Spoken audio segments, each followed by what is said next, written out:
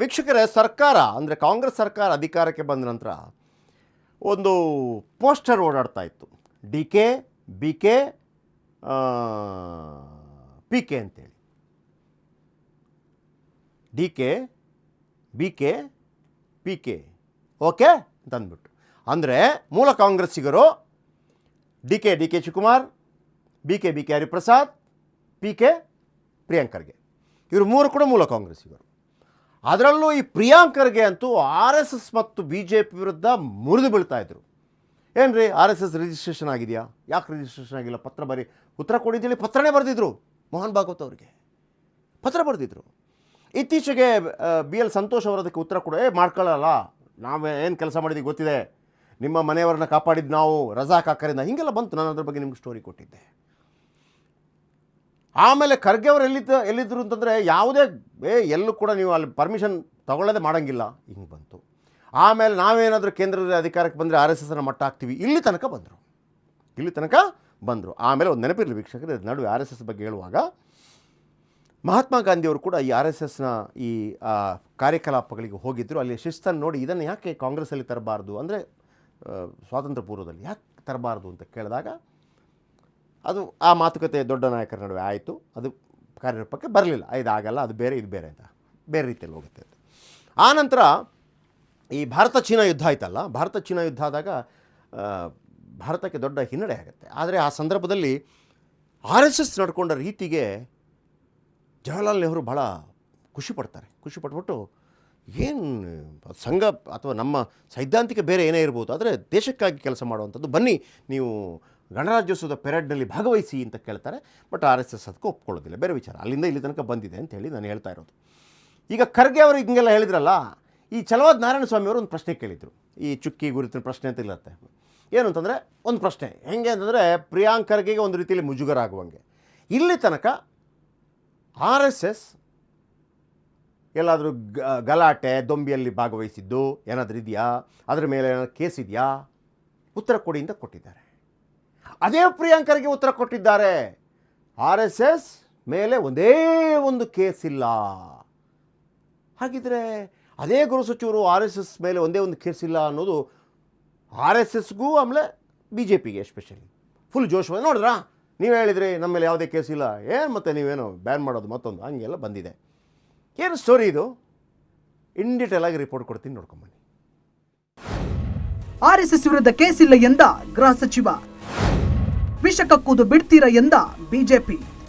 R S S versus ಸರ್ಕಾರ, ರಾಷ್ಟ್ರೀಯ ಸ್ವಯಂ ಸೇವಕ ಸಂಘದ ವಿರುದ್ಧ ತೋಳೇರಿಸಿಕೊಂಡು ಬಂದು ಬ್ಯಾನ್ ಮಾಡ್ತೀನಿ ಅಂತ ಅಬ್ಬರಿಸಿ ತನ್ನದೇ ಕ್ಷೇತ್ರ ಚಿತ್ತಾಪುರದಲ್ಲಿ ನಾನಾ ತಗಾದೆ ತೆಗೆದು ಪಥಸಂಚಲನಕ್ಕೆ ಕೋರ್ಟಿಂದ ಅನುಮತಿ ಬೇಕು ಎಂದು ಆರ್ಭಟಿಸಿದ ಪ್ರಿಯಾಂಕ್ ಖರ್ಗೆ ಇಂದು ಅದೇ ಆರ್ ಎಸ್ ಎಸ್ಗೆ ಕ್ಲೀನ್ ಚೀಟ್ ಕೊಟ್ಟಿದ್ದಾರೆ.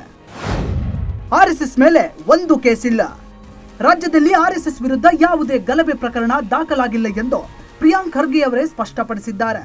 ಛಲವಾದಿ ನಾರಾಯಣಸ್ವಾಮಿ ಪ್ರಶ್ನೆಗೆ ಲಿಖಿತ ಉತ್ತರ ನೀಡಿದ ಗೃಹ ಸಚಿವ, ಸಂಘದ ಪಥಸಂಚಲನ ಶಾಖೆ ವೇಳೆ ಯಾವುದೇ ಅಹಿತಕರ ಘಟನೆ ನಡೆದಿಲ್ಲ ಎಂದಿದ್ದಾರೆ. ದಾಖಲೆಗಳೇ ಹೇಳುತ್ತಿವೆ ಸತ್ಯವನ್ನು. ಸನ್ಮಾನ್ಯ ಗೃಹ ಸಚಿವರ ರಾಜಕೀಯ ದ್ವೇಷದ ಮುಖವಾಡ ಸಂಪೂರ್ಣ ಕಳೆದಿದೆ.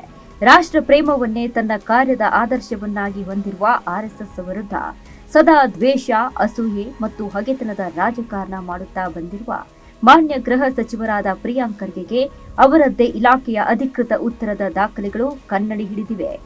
ವಿಧಾನ ಪರಿಷತ್ತಿನಲ್ಲಿ ನಾನು ಕೇಳಿದ ಚುಕ್ಕೆ ಗುರುತಿಲ್ಲದ ಪ್ರಶ್ನೆ ಸಂಖ್ಯೆ 524ಕ್ಕೆ ಮಾನ್ಯ ಗೃಹ ಸಚಿವರೇ ನೀಡಿರುವ ಅಧಿಕೃತ ಉತ್ತರವು ಆರ್ಎಸ್ಎಸ್ ವಿರುದ್ಧ ಮಾಡಲಾಗುತ್ತಿರುವ ಆರೋಪಗಳು ಮತ್ತು ರಾಜಕೀಯ ಅಪಪ್ರಚಾರಕ್ಕೆ ಸ್ಪಷ್ಟ ಉತ್ತರ ನೀಡಿದೆ.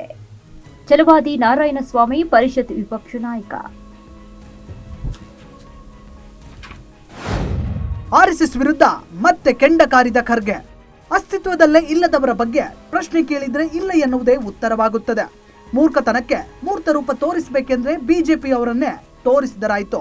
ನೋಂದಣಿ ಇರದಿದ್ರೆ ಕಾನೂನುಬದ್ಧ ಅಸ್ತಿತ್ವ ಇರುವುದಿಲ್ಲ, ಅಸ್ತಿತ್ವ ಇರದಿದ್ರೆ ಅದರ ಬಗ್ಗೆ ಉತ್ತರ ಕೊಡುವುದಕ್ಕೂ ಸಾಧ್ಯವಿಲ್ಲ ಎಂದಿದ್ದಾರೆ. ಆ ಮೂಲಕ ಆರ್ಎಸ್ಎಸ್ ನೋಂದಣಿ ಮಾಡಿಸಿ ಎಂದು ಕಿಡಿಕಾರಿದ್ದಾರೆ. Bureau report, Ashwavega news. ಇದು ಹೆಂಗಿತ್ತು ಅಂತಂದರೆ, ಈ ಛಲವಾದ ನಾರಾಯಣ ಸ್ವಾಮಿ ಅವರು ಪ್ರಶ್ನೆ ಹಾಕಿದರು, ಪ್ರಶ್ನೆಗೆ ಉತ್ತರ ಬಂತು. ಉತ್ತರ ಹಾಕಿದಾಗ ನೋಡಿದ್ರಾ ನಿಮ್ಮ ಮುಖವಾಡ ಕಳಿಸಿ ಬಿದ್ದಿದೆ, ಹೆಂಗ್ರಿ ಮಾಡ್ತೀರಿ, ಒಂದು ಕೇಸ್ ಇಲ್ಲ ನಮ್ಮ ಮೇಲೆ, ನಾವು ಕೇಳಲ್ವಾ, ನಾವು ಕೇಳಲ್ವಾ? ಏನಾದರೂ ಈಗ ಒಂದು ಗಾಡಿ ತಗೊಂಡು ಹೋಗ್ತಾ ಇರ್ತೀವಿ ಅಂತೀರಿ, ಪೊಲೀಸ್ ಸುಮ್ಮನೆ ನಿಲ್ಲಿಸ್ತಾನೆ. ಯಾಕೆ ನಿಲ್ಲಿಸ್ತಾ ಇದ್ದೀರಾ? ಲೈಸೆನ್ಸ್ ಇದೆ ಸರ್. ಲೈಟಿಂಗ್ ಪೇಂಟಿಂಗ್ ಎಲ್ಲ ಇರುತ್ತಲ್ಲ, ಹಾಕಿದ್ದೀನಿ ಸರ್. ಆಮೇಲೆ ಆ ಟೆಸ್ಟ್ ಆಗಿದೆ ಸರ್, ಆಗಿದೆ ಸರ್. ಯಾಕೆ ಕೇಸು ಅಂತ ಕೇಳ್ತೀವಲ್ವಾ? ಈ ಚಲವಾದ ನಾರಾಯಣ ಸ್ವಾಮಿಯವರು ಪ್ರಶ್ನೆ ಕೇಳಿದ್ರು, ಗೃಹ ಇಲಾಖೆ ಉತ್ತರ ಕೊಡ್ತಿಲ್ಲ, ಯಾವುದೇ ಒಂದು ಸಮಸ್ಯೆ ಕೂಡ ಇಲ್ಲ. ಅಲ್ಲಿಗೆ ಇನ್ನು ಮುಂದೆ ಸೈಲೆಂಟಾಗಿ ವಿಷಾಕಾರ ನಿಲ್ಲಿಸ್ರಿ ಪ್ರಿಯಾಂಕ್ ಖರ್ಗೆ ಅವರೇ ಅನ್ನೋ ರೀತಿಯಲ್ಲಿ ಬಿ ಜೆ ಪಿ ವರ್ಷೆ ಇತ್ತು. ಬಟ್ ಬಿ ಜೆ ಪಿಗೆ ಹೆಂಗಿತ್ತು ಅಂದರೆ, ಬಿ ಜೆ ಪಿ ಸ್ಟೈಲ್ ಹೆಂಗಿತ್ತು ಅಂದರೆ, ಈ ಕೆ ಜಿ ಎಫ್ ಪಿಕ್ಚರಲ್ಲಿ ಅನಂತನಾಗ್ ಪ್ರಶ್ನೆಗೆ ಮಾಳವಿಕ ಕೇಳ್ತಾರಲ್ಲ, ಈಗೇನು ಮಾಡ್ತಾರೆ ನಿಮ್ಮ ಹೀರೋ ಅಂತ ಕೇಳ್ದಂಗಿತ್ತು. ಬಿ ಜೆ ಪಿ ನಾಯಕರದ್ದು ಹೆಂಗಿತ್ತು ಅಂದರೆ, ಕೇಳಿರೋ ಗೊತ್ತಿಲ್ಲ, ನನ್ನದೊಂದು ಕಲ್ಪನೆ. ಒಂದೇ ಒಂದು ಪ್ರಾಬ್ಲಮ್ ಇಲ್ವಲ್ಲ, ಎಲ್ಲ ಕ್ಲಿಯರ್ ಇದೆಯಲ್ಲ, ಈಗೇನು ಮಾಡ್ತಾರೆ ನಿಮ್ಮ ಹೀರೋ ಅಂತ. ಅದಕ್ಕೇನು ಉತ್ತರ ಕೊಟ್ಟರು ಅದಕ್ಕೆ ಕೂಡ ಕೇಳ್ತೀನಿ. ಪ್ರಶ್ನೆ ಏನಿರುತ್ತೆ, RSS ಸಂಘಟನೆ ವಿರುದ್ಧ ಎಷ್ಟು ಕೇಸುಗಳಿವೆ? ಚುಕ್ಕಿ ಇಲ್ಲದ ಪ್ರಶ್ನೆ, ಬೇರೆ ಚುಕ್ಕಿಯ ಪ್ರಶ್ನೆ, ಚುಕ್ಕಿ ಇಲ್ಲದ ಪ್ರಶ್ನೆ, ಹಿಂಗೆಲ್ಲ ಇರುತ್ತೆ. ಅದ್ರ ಬಗ್ಗೆ ನಾವು ತಲೆ ಕೆಡಿಸ್ಕೊಳ್ಳೋದು ಬೇಡ. ಪ್ರಶ್ನೆ ಕೇಳಿದರು, ಕೆಲವು ಏನು ಡೈರೆಕ್ಟಾಗಿ ಮಾತಿನ ಮೂಲಕ ಉತ್ತರ ಕೊಡ್ತಾರೆ, ಕೆಲವು ಪ್ರಶ್ನೆಗೆ ತಗೊಳ್ಳಿ ಅಂದ್ಬಿಟ್ಟು ಬರೆದು ಉತ್ತರ ಕೊಡ್ತಾರೆ. ಪ್ರಿಯಾಂಕ್ ಖರ್ಗೆ ಉತ್ತರ ಕೊಡ್ತಾರೆ, ಒಂದು ಕೇಸ್ಗಳಿಲ್ಲ.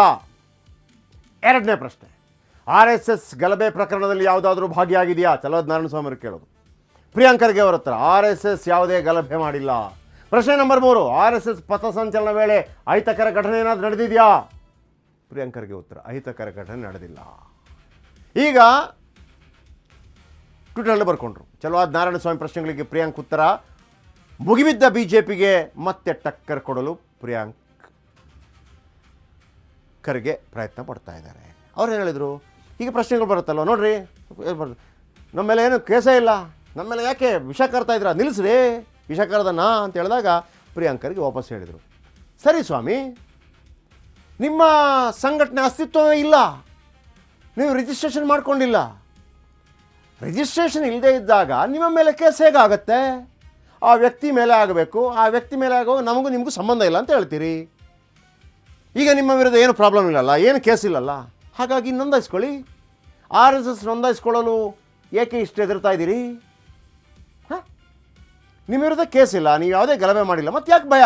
ಕಾನೂನು ವ್ಯಾಪ್ತಿಗೆ ಬರಲು, ತೆರಿಗೆ ಪಾವತಿಸಲು ಯಾಕೆ ಭಯ? ಇವರು ಮತ್ತೆ ಕಣಕ್ಕಿದ್ರು. ಅವರೇನು ಕಣಕ್ಕಿದ್ರು, ಯಾಕ್ರಿ ವಿಷ ಕರ್ತಾ ಇದ್ದೀರಾ ಅಂತೇಳಿ. ಇವರೇನು ಹೇಳ್ತಾ ಇದ್ದಾರೆ, ನಿಮ್ಮ ಮೇಲೆ ಏನು ಕೇಸ್ ಇಲ್ಲಲ್ಲ, ಮತ್ತು ಯಾಕೆ ಭಯ? ರಿಜಿಸ್ಟ್ರೇಷನ್ ಮಾಡಿ. ಯಾಕೆ? ನಿಧಿಯ ಮೂಲಗಳ ಬಗ್ಗೆ ರಹಸ್ಯ ಕಾಯ್ದುಕೊಳ್ಳುವುದಕ್ಕ?